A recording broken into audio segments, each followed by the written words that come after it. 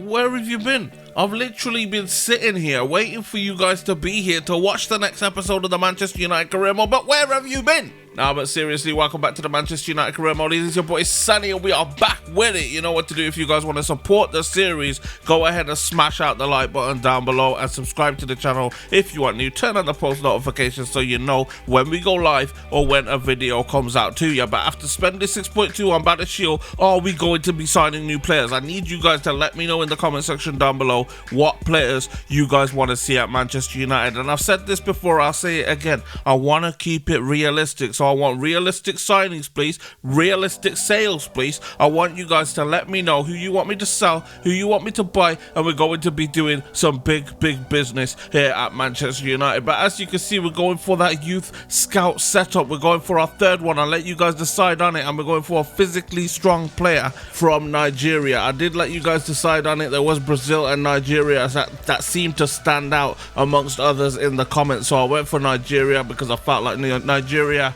just needs a bit of a spotlight on it. You know, it's such a great country at the moment, going through a few things. If you guys want to go and hashtag NSARS, go ahead and hashtag NSARS. But speaking about the youth academy, as you guys can see right there, we've got so many good players in there. If you guys want me to bring some through, let me know. And speaking about bringing things through, I felt like we've gone through a wall when it comes to my difficulty recently, so we're moving up to ultimate difficulty as we move into the next game of the season, boys. In the Premier League, we play against Arsenal.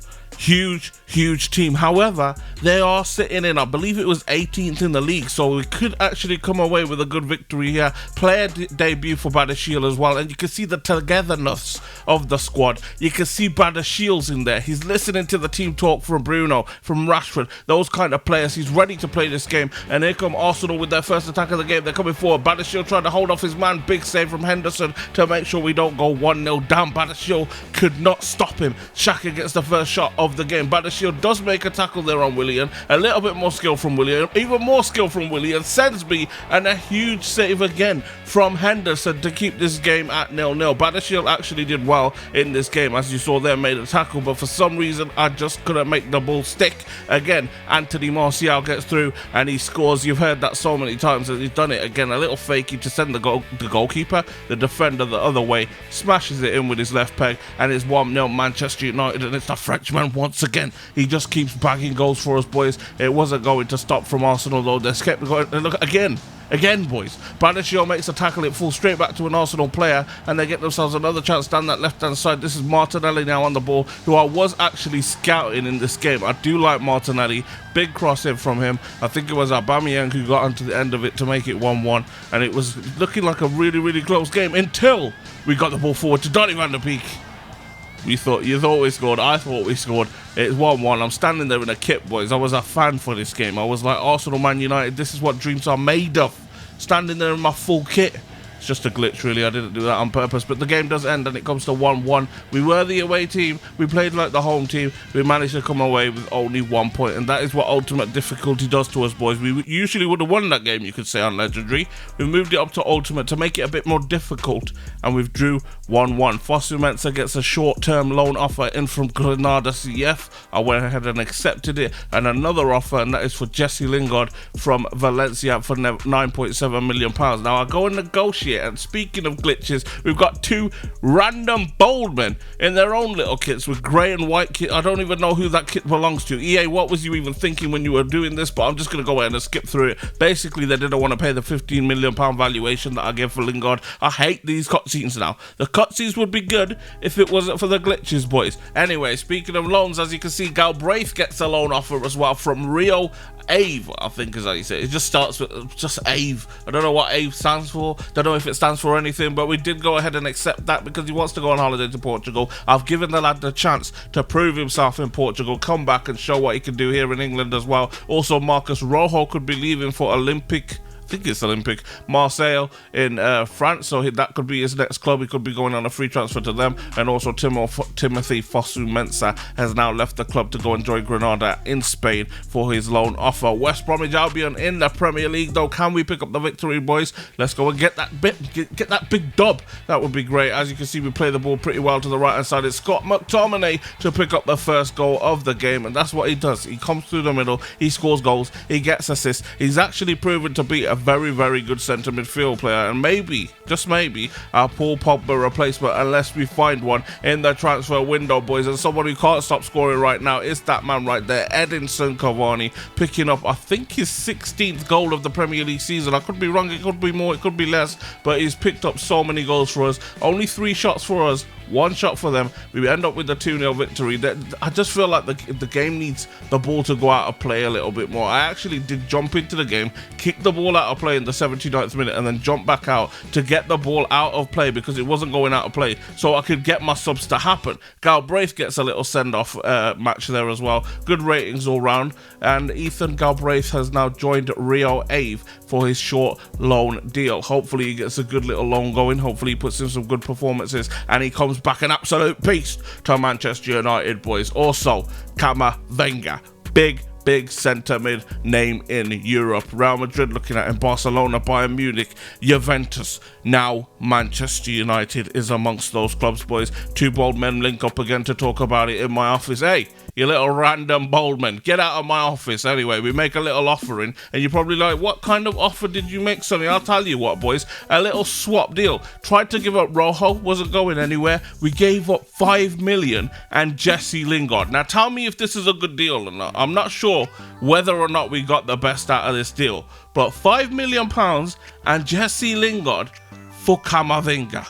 And then we came to a reasonable offer for his contract. He's joining the club. He is our new signing.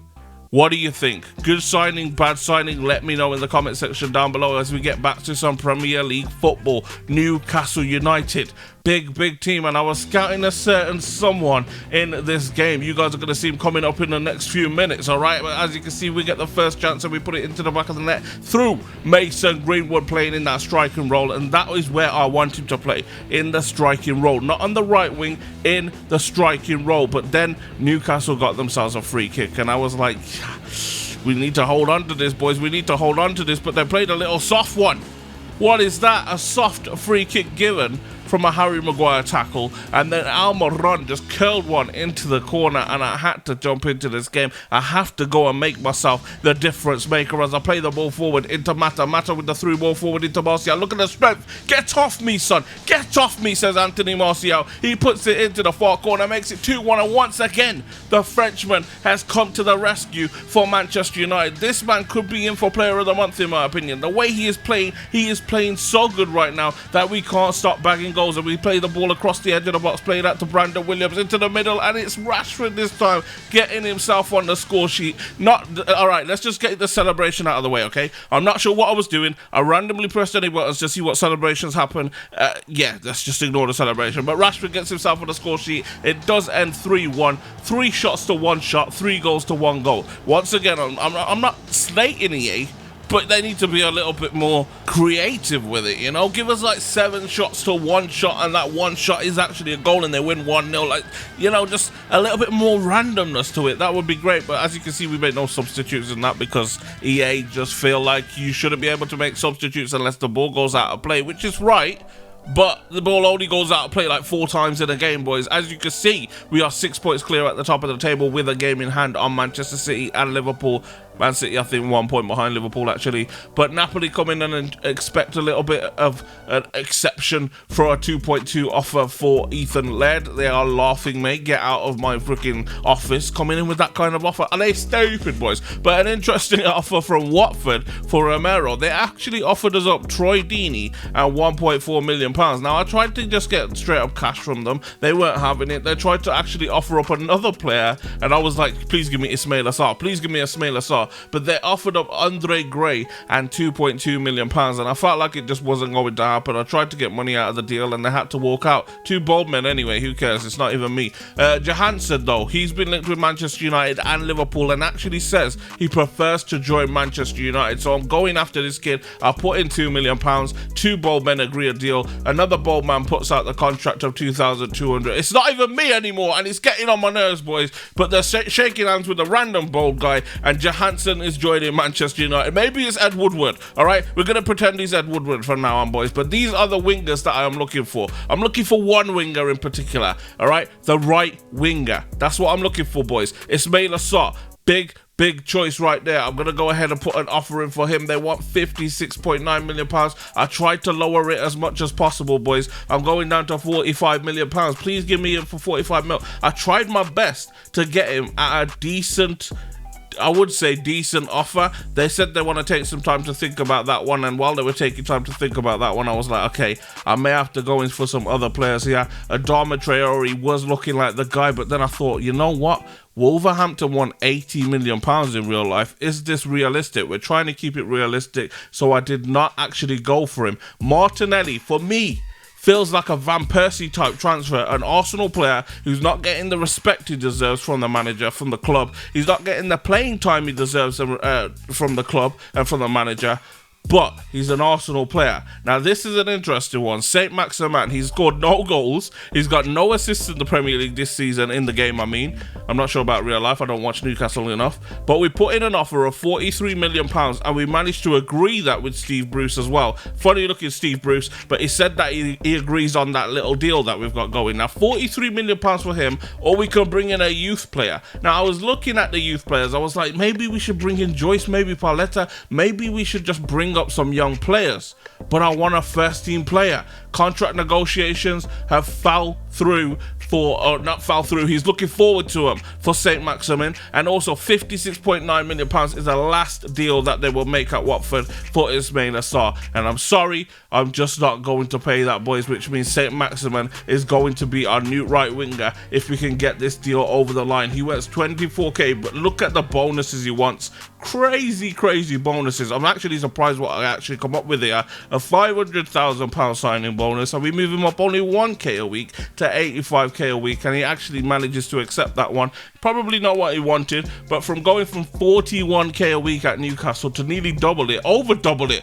What am I doing? I'm paying it 85k a week from 41k, but don't worry, he is going to be our next Cristiano Ronaldo, alright? I know we've said this about so many wingers in the past at Man United. He is going to be the next Ronaldo, boys, and we're training him straight into that role. He's going to be on the right wing. He can play left wing now, he can play strike, I think, and now he can play right wing. We're going to put that in his Arsenal, boys. Hopefully, not Arsenal, in his Man United, we'll just call it that. But hopefully he does good and he becomes our new number 7 at the club. Look at him, boys. He's with me. He's not even with Ed anymore. He's with me, standing at the press conference to present him as our new number 7. And speaking of our new number 7, is it going to be him? Or do we bring back the one, the only, the Portuguese maestro, Cristiano Ronaldo? He's been linked with Manchester United recently. Does he return to Manchester United? Let me know what you guys want to see in the comment section down below. But for now, you know what it is. It has been me. You guys have been great. If you guys want to go ahead and follow me on Twitter, Instagram, and Snapchat, all links in the description down below. Follow me on twitch.tv/BrosGotGame if you guys want to watch the live streams as well. It has been me. You guys have been great, and I'll catch you in the next one. Peace.